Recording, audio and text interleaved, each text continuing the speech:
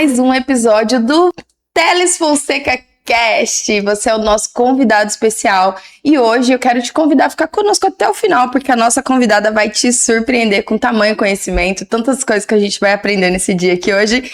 Diógenes, é um prazer imenso para mim dividir essa bancada contigo. Prazer, mesmo. Né? Todos perceberam que tá um pouquinho diferente essa mesa hoje. Eu não uso dizer que tá um pouquinho melhor, assim, né? Com todo respeito ao Maurício, né? Maurício, tu me paga, tá? Eu tô fazendo um bonequinho de voodoo teu aqui. Sacanagem que tu fez. Então, seja bem-vindo novamente ao teu podcast, Obrigado, Dr. Diógenes. Obrigado.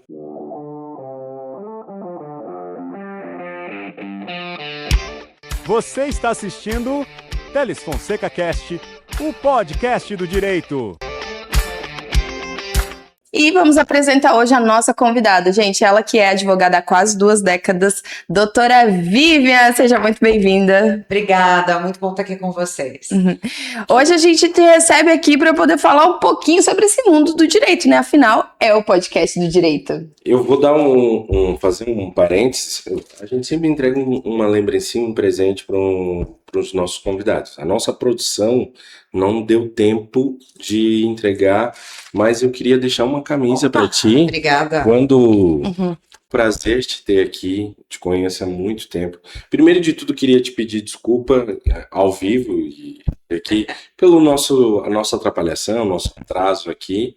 Eu sei que tu é uma pessoa muito ocupada e eu queria começar pedindo para que tu te apresentasse. Eu conheço um pouquinho da tua trajetória, mas para quem não te conhece, saber quem tu é, o que tu tá fazendo, o que tu já fez.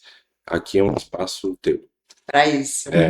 Então, gente, meu nome é Vivian Elegância, sou advogada trabalhista há quase 20 anos, ou 2 décadas, né? Parece que pesa, mas assim, a gente olha para trás e nem vê o tempo passar. Entre trajetória profissional na advocacia e também na docência, fechei 10 anos de Univale, lecionando na graduação de Direito, em pós-graduações, enfim.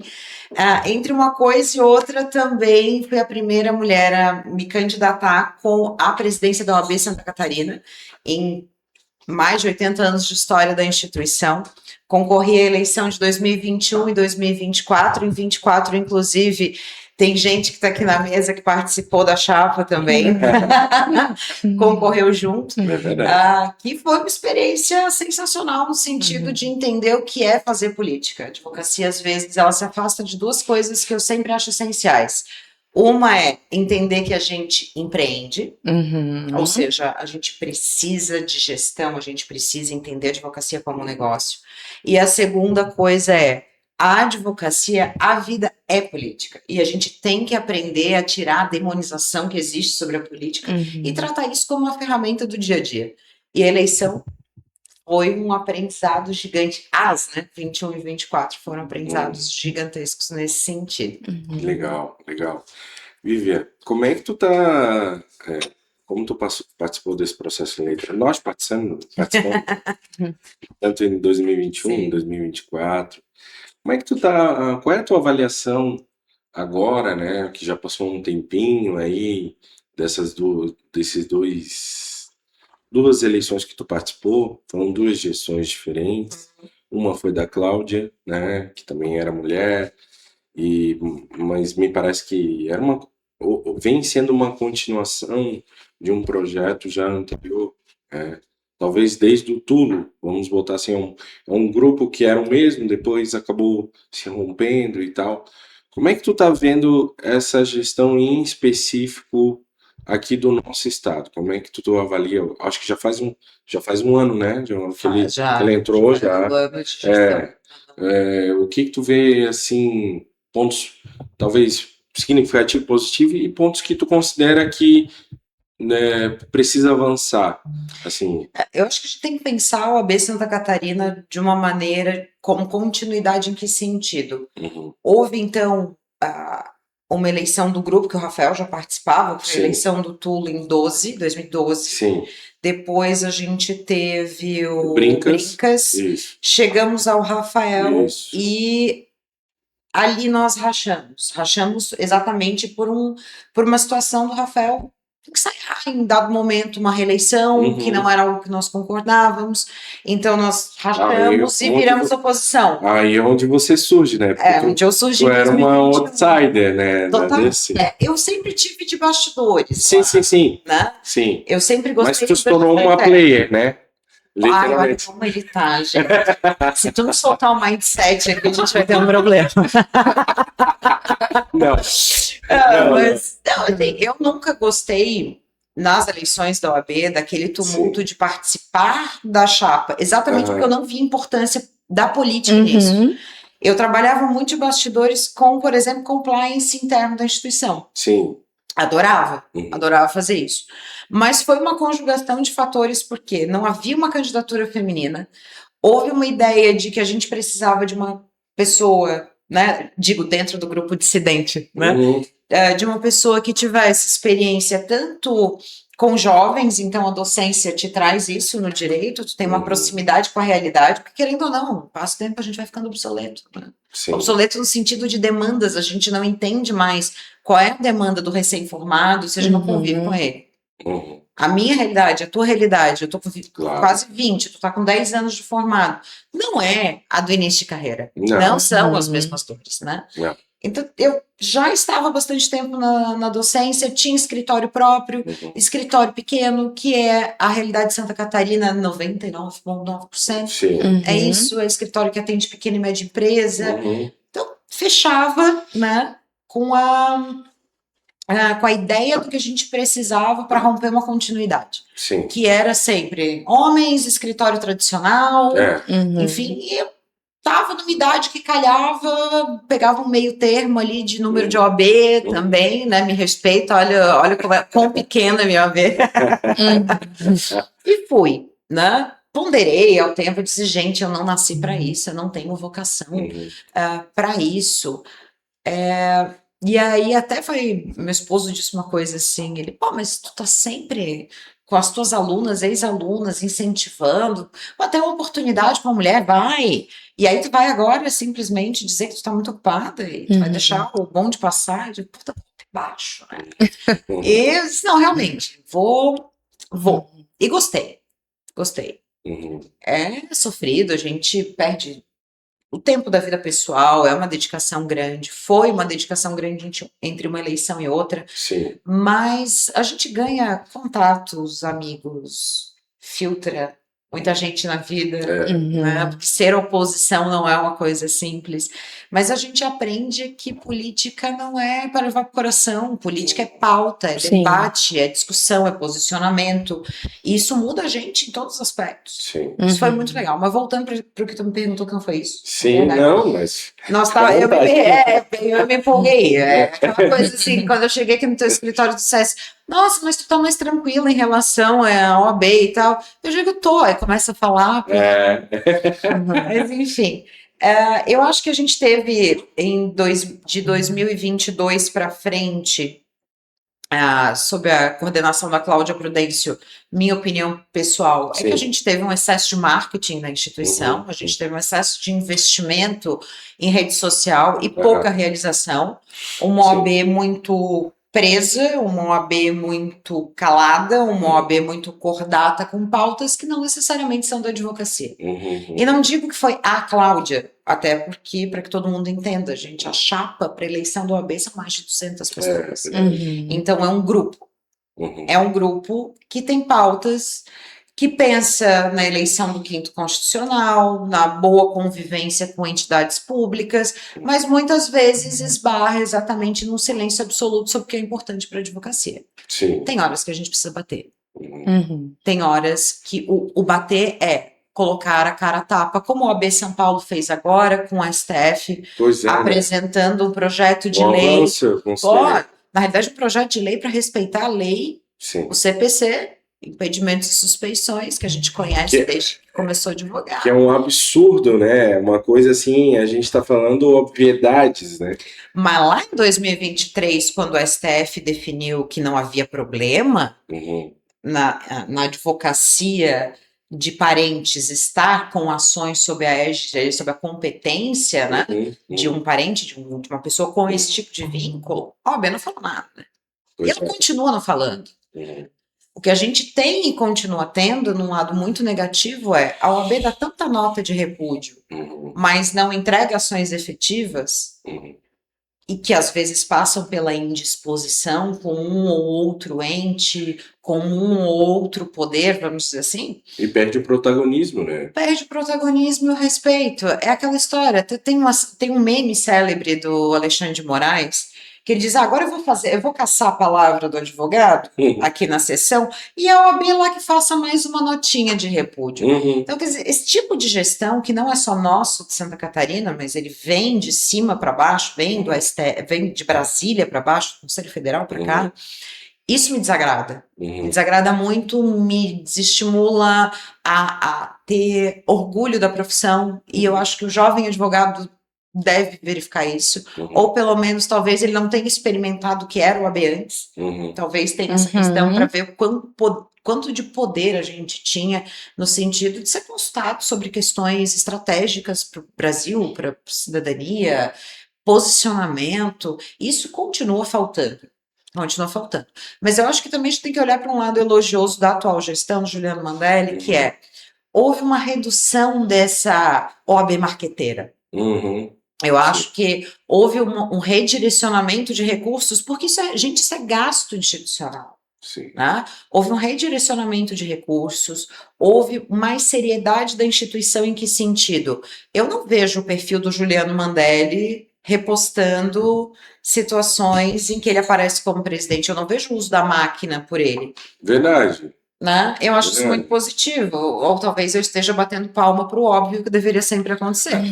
Mas, se a gente for falar em continuidade, eu vejo que da gestão passada para essa, houve um pouco mais de seriedade nesse aspecto de ponderação com esse tipo de gasto. Isso realmente aconteceu. Mas eu continuo sentindo falta de desagravo de advogados. Sim. Eu continuo sentindo falta de uma participação mais robusta da OAB e acho que quase todos os aspectos que a gente tem vivido de violação, não só de violação da advocacia, mas de violação de direitos individuais, de garantias de todas as espécies. Né? Entendi.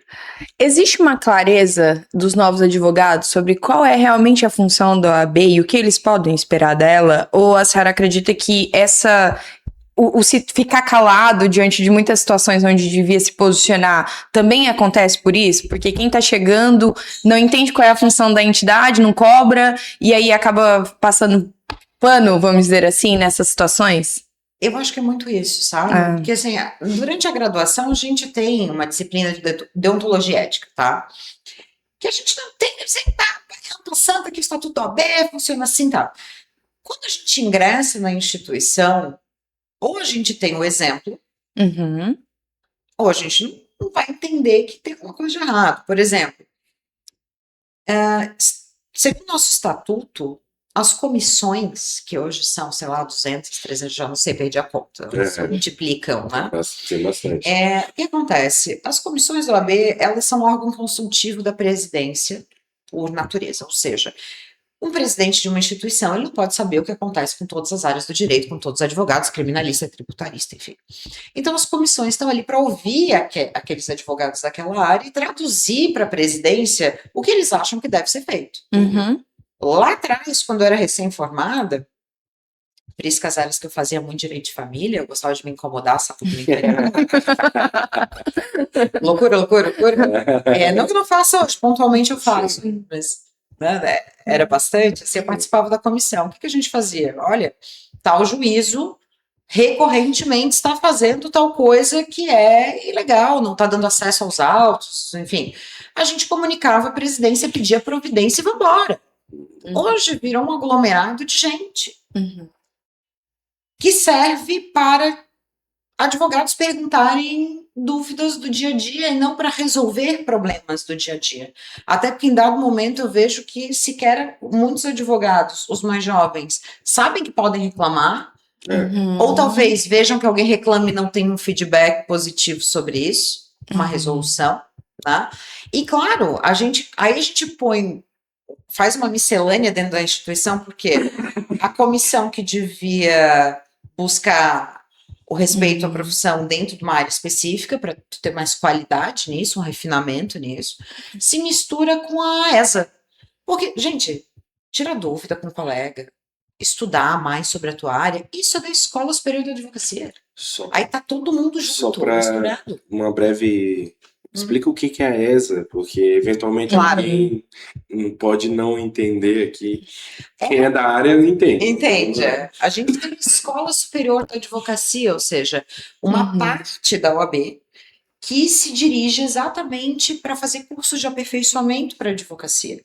Em Legal. várias áreas possíveis, sejam capacitações práticas, seja um estudo mais aprofundado, ou seja, se é para debater dúvida, Uhum, qualificar, então uhum. a gente faz isso na ESA, que é o lugar correto. Sim, Não vai misturar as coisas com a sim, sim, comissão. sim, sim. Hoje, enfim, a comissão virou um grande mote de regimentar advogados para dentro do grupo de gestão, ao meu humilde ponto de vista. Uhum. Não estou descredenciando ou descreditando, melhor dizendo, quem faz um bom trabalho nas comissões. Mas, honestamente, tem comissões que têm 100, 150 membros, é impossível É. tu conseguires tocar um bom trabalho assemblear desse jeito. Desculpa, aquilo ali para mim tá pior que uma assembleia de condomínio muitas vezes, né? Uhum. Então, assim, existem, claro, não vamos generalizar, existem pessoas que trabalham bem dentro das comissões e fazem milagres, sim. Mas institucionalmente falando, eu entendo que está desvirtuada a coisa. Mas, Mas até porque é um trabalho voluntário, né? Só para deixar Exato. muito claro, Uhum. o advogado que participa de uma comissão, Sim. preside, ele não tem nenhum retorno financeiro Uhum. pelaquela atuação. Hum, Então, tu imagina, né? São profissionais como nós, que têm suas prioridades, que têm suas responsabilidades, muitas vezes deixam isso de lado para ir lá se doar e produzir algo para a advocacia. E isso é limitado, naturalmente, as pessoas precisam comer, beber. Doutora, eu, como mulher, né, que sei das dificuldades que a gente passa, simplesmente por ter nascido mulher, eu queria te perguntar se nesses 2 períodos de eleição a senhora realmente notou que existia dentro do direito essa também segregação onde isso é lugar para elas, isso não é lugar para elas. Ainda existe dentro da advocacia pessoas que preferem ser representadas por homem, por mulheres, ou notou-se que durante os anos isso foi diminuindo? Como que você enxerga a mulher dentro do direito, né, como advogada, e dentro da instituição também? olha, vamos há 20 anos para trás, era muito mais difícil. Uhum. Era muito mais difícil. Ser jovem advogada era muito mais complicado. Né? Hoje a gente tem mais espaço? Tem. Embora muitas vezes, dentro da própria instituição, ou até mesmo diante dos clientes, ainda exista aquela ideia de que tem nichos femininos e nichos masculinos. No sentido, eu vejo muita representatividade de gênero e de raça dentro da OAB, em que as mulheres vão para a comissão da mulher advogada e falam da violência contra a mulher. Mas eu não vejo tanto espaço em outras áreas, e a gente é tão capaz quanto em tributário, previdenciário, trabalhista. Da mesma maneira, as questões raciais às vezes são tratadas dentro da instituição. Então aqui é a comissão que trata dessas questões, então eu vou botar uma advogada negra. Uhum. Tá, mas e nas outras todas? Sim. Não, então, claro, cota é um assunto delicado? Mas a gente precisa de representatividade, até que as pessoas normalizem as coisas, normalizem que uma mulher tem capacidade para, normalizem que a gente tem uma igualdade de condições. Né? Lógico, tem melhorado muito, a gente tem hoje o judiciário que na base já tem muito mais mulheres do que homens, e isso vai se tornar, com o passar do tempo, natural. Em que sentido? Essas juízas vão ser desembargadoras, Sim. daqui a pouco ministras, é uma questão de tempo, mas eu acho que a gente tem evoluído bastante nesse sentido. É evidente que não vamos dizer que a gente não sente de vez em quando, né, uma reticência, né? Ver que na advocacia de família, por exemplo, é muito mais recorrente mulheres do que homens. É uma questão de sensibilidade, muitas vezes, né? Eu acredito. Não, eu acredito, assim, já atuei, mas eu acredito que a advogada mulher muitas vezes vê de uma forma diferente do que eu algumas dores do que é A nesse gente sempre vai ter uma visão É. do nosso lugar, né? então, Lógico. então, Mas é que assim, nesse sentido, não é que eu não vou atuar melhor ou pior sim. do que a colega ali, mas eu acredito que o olhar dela, se passou por aquela experiência, se viveu daquela forma. Mas aí a gente tem uma questão, por exemplo, assim, que me incomodou muito durante as 2 campanhas, foram 2 vezes que eu viajei o estado inteiro. Advocacia criminal. Mulheres que advogam na advocacia criminal. A truculência policial é muito maior com as advogadas que com os advogados. Acontece com todos os advogados em alguma medida, em algum momento. É delegado que não dá acesso aos autos. É uma batida policial que o policial agride até o advogado no meio. Acontece? Sim. Relatos dos colegas da advocacia criminal, com muita frequência isso acontece. Sim. Mas a truculência com a mulher advogada criminalista é um pouco pior em alguns aspectos. Por uma questão de fragilidade física, talvez, por uma questão de discriminação, não sei, mas a gente verifica ali que existe um problema mais concentrado. Tá? Acho que eu brinco às vezes com os criminalistas, né? Eu sou advogada trabalhista. Sou eu e a CLT contra o mundo, beleza. Né? Eles são advogados que militam em desfavor da delegacia de polícia, da polícia militar, do Ministério Público, do Tribunal, do Julgamento Social, agora do Tribunal da Internet também. Então não é uma advocacia simples por natureza. Não. O que não quer dizer que uma mulher não consiga resolver essas questões, mas a gente percebe que em dados momentos, pelo menos pelos relatos de 2 vezes rodar estado, que na advocacia criminal essa questão de mulheres e homens tem uma sensibilidade maior, tem um problema maior acontecendo. Sim. Eu queria te fazer uma pergunta que é chave, e a gente não vai poder se alongar por conta do teu horário, né? Como é que tu vê a advocacia a longo prazo agora? Já passaram algum tempo, né? Tu tá aí trabalhando. Como é que tu vê para onde que essa advocacia tá indo e para onde que tu acha que deveria ir? Quem sabe um dia tu ocupe aquela cadeira que tu disputou algumas vezes, porque a gente não sabe o dia de amanhã, né? Claro. E a gente nunca pode dizer nunca. Eu acho que tu né? Tu é exemplo disso. Então, como é que tu vê?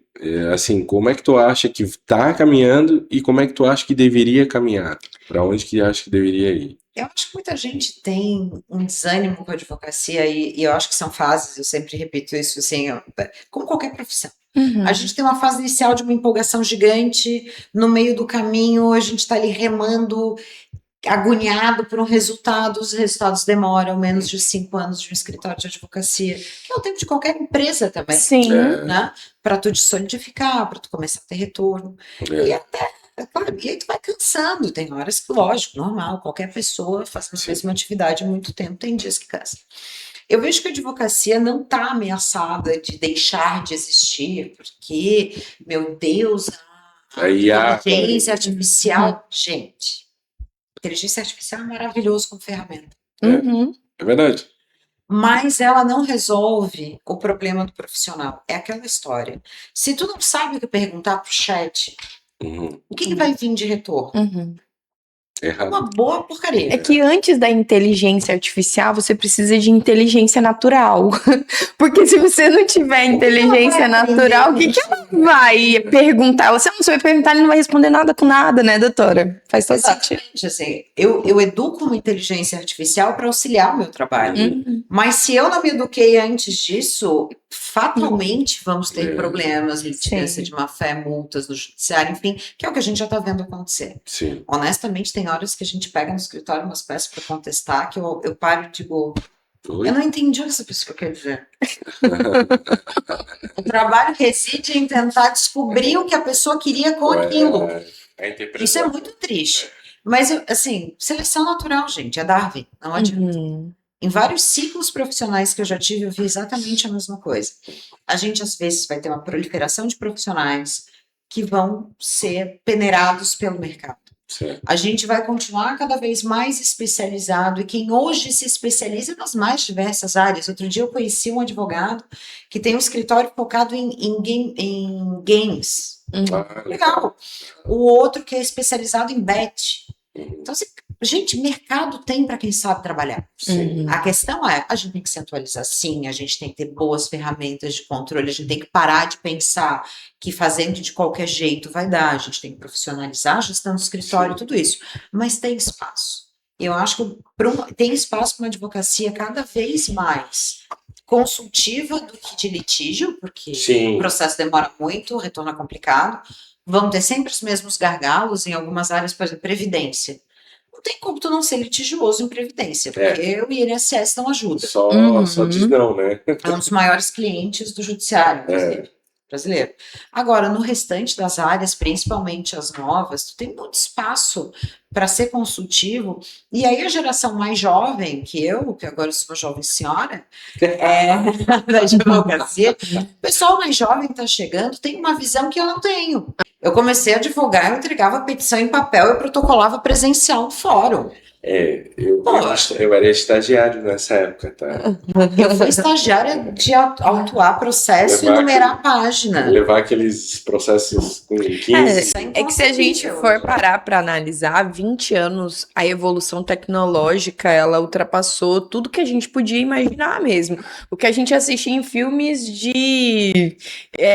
Gente... A gente tá vendo acontecer agora. Então, assim, era inimaginável e agora é real. Eu lembro que, assim... Eu lembro a primeira vez que eu fui ao TST, por exemplo, presencialmente, fazer uma sustentação oral. Eu lembro que eu parei na porta, eu olhei, eu disse... Eu lembro da época que o recurso para Tribunal Superior a gente mandava por fax. Isso.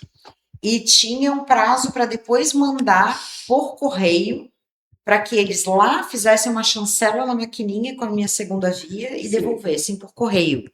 Então a coisa era nesse nível. Né? Era hard, era nesse nível. Mas também, assim, a gente não era morto de preguiça. Não é porque tem tecnologia hoje que a gente pega essa energia do papel de gastar tacão de sapato no centro da cidade correndo. E era muito mais braçal, né? Era mais braçal. A fonte de pesquisa era outra. Eu pesquisei em ficha, jurisprudência, tu nem sabe, jovem. Essa eu vou... Chegar no tribunal e catar a fichinha de jurisprudência para ler. Essa parte, infelizmente, eu não vivi, amiga. Mas é legal. Ô, Diógenes, e para finalizar, eu acho que a gente não pode deixar de perguntar para a doutora Vivian como que foi para ela passar, sendo advogada trabalhista, pela reforma trabalhista. Eu tenho uma sensação que ela não acabou. A reforma trabalhista foi basicamente dormir e acordar com 100 artigos alterados dentro da CLT e alterados de uma forma bem complicada, no sentido de direitos acabarem, surgirem, né? Foi bastante profundo. A vantagem, como eu lecionava até na ESA, eu dei muito curso na ESA da OAB pelo estado inteiro quando teve a reforma. Como eu lecionava também, eu fui obrigada a pegar os projetos de lei, já tá atualizado, enfim. Então, quando chegou, eu já estava mais ciente do que estava acontecendo. A questão é, e sempre vai ser, quando a gente tem uma mudança dramática, assim, os civilistas que aguardem, a vez deles está para ver. Vocês vão me entender. A questão é que a gente não sabe como o judiciário vai reagir. O que vai acontecer? E a nossa primeira análise de se uma demanda é boa ou não é boa, se é interessante não só para o cliente, mas para o escritório também passa por isso, por essa interpretação. Então a gente fica naquele limbo inicial, naquela loucura, naquela insanidade, mas aí no direito do trabalho, o que aconteceu depois? A gente teve uma pandemia na sequência. Sim. Com uma medida provisória por dia. A teletrabalho é como? Bota para onde? Joga com... e o funcionário do presencial? Vai ter benefício? Eu pago salário? Posso suspender contrato? Então a gente passou ali, pelo menos o primeiro ano da pandemia, vamos dizer, 2020, insano também de legislação trabalhista, que tem reflexo até hoje, inclusive. Na sequência, a gente teve ano passado mais de 200 temas vinculantes do TST. Eu tinha medo de acordar de noite, abrir a geladeira e 25 teses novas que eu não conheço e afetam os julgamentos dos meus processos. Afinal de contas, é uma tese que vincula a decisão do TST até o juiz de origem. Então, e não é assim, legal, 2 linhas. Não. pega o acordo, vai ler a decisão, vai entender. 150 páginas, vamos. 150 isso com a máquina rodando, porque o prazo está ali para fazer, o cliente está ali para atender, o empresário que a gente da consultoria está ali com dúvida também, agora o que faz. Eu acho que a advocacia trabalhista tem esse lado, ela já era agitada, ficou mais na reforma, segue dessa maneira, mas eu acho que é por isso que é bom. É por isso que o profissional da advocacia trabalhista hoje é um grupo tão pequeno. Porque ou tu te atualiza na velocidade da luz, mas atualiza sentido, não vou ler um artigo, não, eu vou me aprofundar naquilo ali para fazer bem feito. Ou tu não vai durar. E é nítido, tá, doutora? Eu não sou da área do direito, né, mas antigamente a gente via muitos advogados trabalhistas. E agora essa galera foi sumindo, todo mundo foi migrando para a área da família, outros foi migrando para mais tranquilo. É que o que aconteceu? A reforma também foi nessa intenção de tentar inibir um pouco do acesso à justiça do trabalho. Vamos dizer que teve umas cláusulas de barreira ali. A questão dos honorários de sucumbência, a justiça gratuita também, que era uma mãe, virou um papai malvado. Estamos debatendo isso de novo pela enésima vez, porque hoje tudo é constitucional, né? Eu acho engraçado, assim, eu sei, eu sou de uma época que, nossa, 2 vezes por ano o STF falava alguma coisa, a gente parava, assim, uau, isso é muito importante. Hoje, o STF, aí tá, mas o que foi agora? De novo. Sabe, o que é constitucional, o que é importante que a gente tenha esse reflexo todo mudou muito, né? E a questão trabalhista hoje atravessada pelo STF é muito complicado, né? Porque é uma justiça muito especializada, é um processo que é diferente de todos os outros, é toda uma construção muito mais jurisprudência do que se tu abrir a CLT hoje, primeiro que ela está toda rabiscada, né? Revogado. E depois que a gente tem mais jurisprudência regulando a matéria do que lei propriamente dita. E o tribunal está ali, que entende, né, da matéria, e vem daqui a pouco o STF mais uma reclamação de uma questão processual, gente, é complexo. E doutora, a senhora falou uma coisa que chamou bastante minha atenção, sobre que antigamente, quando você via que o STF estava tratando sobre um assunto, todo mundo parava para ouvir, e hoje não mais. O que se deve? Essa perca de admiração, talvez, mas enfim, o que se deve? Cada tribunal tem a sua competência. Qual a competência do STF? É garantir o respeito à norma constitucional. Não da vida inteira de todo mundo o tempo inteiro. Sim. Então, assim, a questão é, a partir do momento que o tribunal começa a quase que, ouso dizer, tumultuar a jurisprudência de todas as áreas, e impactar questões processuais pequenas, sem resolver o que muitas vezes é a violação à Constituição Federal, para a gente que é do direito, então, assim, vocês estão criando caos. Entende? Assim, a proposta, por exemplo, na área trabalhista, da questão da pejotização, que o STF suspendeu todos os processos trabalhistas sobre o que é prestar serviço, o que é ser empregado. Né? Que o TST já estava com as matérias, já estava em julgamento sobre isso, e ele se atravessa. Gente, paralisou o processo no Brasil inteiro. Aí a ideia agora que veio da PGR foi a seguinte, não, a competência disso não vai ser mais a Justiça do Trabalho. Quem vai debater o tema é o juiz estadual. Gente, o Estado já não anda. Já tem uma demanda gigante de processo. Já pensou pegar tudo quanto é PJ e processar na estadual, gente? Eu tenho pena do juiz estadual, coitado. Porque uma semana ele faz civil, outra ele faz família, depois ele vai para tributária, ele passa no ambiental, ele tá ali remando, e aí vai vir o trabalhista também agora. Gente, ele tem que saber de vínculo de emprego para isso na matéria nem do concurso que ele fez. Quando ele se inscreveu, ele disse, eu não quero essa loucura na minha vida. Porque se ele quisesse, ele fazia concurso para juiz de trabalho. Então, assim, o STF, quando ele começa a fazer esses conflitos, e que normalmente são políticos, porque é evidente. Claro. Respeitar a Constituição é uma questão de impacto nacional, claro que tu vai ter política envolvida, é evidente que tu vai.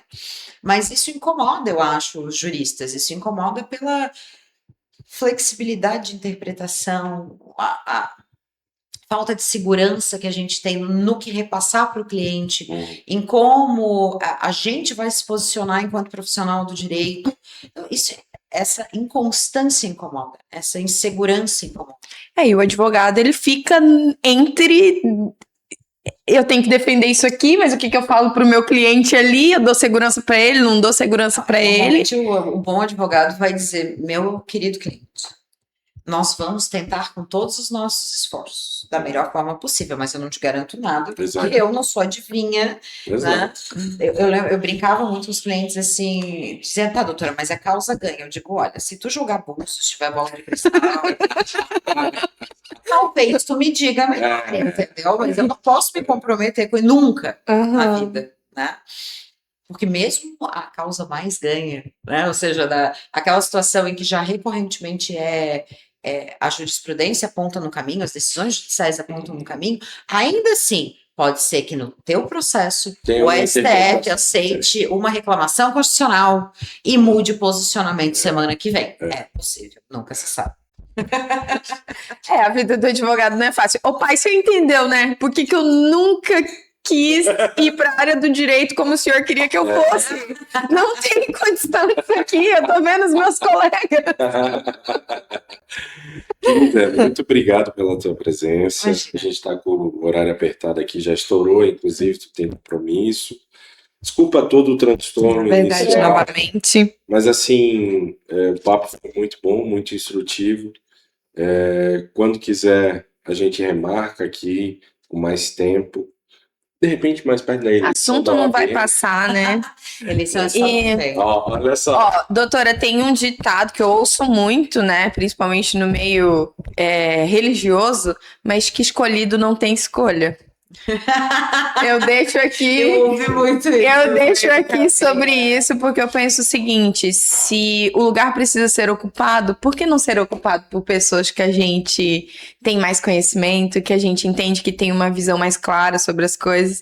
Então, assim, se for para servir de incentivo mais perto da eleição da OAB, doutora, escolhido não tem escolha. Então,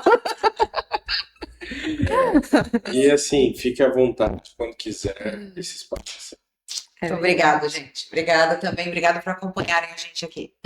Valeu e até o próximo episódio do Teles Fonseca Cast. E eu espero que você se inscreva nesse canal e envie para todo aquele seu colega do direito que quer saber um pouquinho mais sobre tudo que tá rolando e quer conhecer um pouquinho mais da história dos que estão sentados aqui. Te espero no próximo episódio. Tchau, pessoal. Até mais.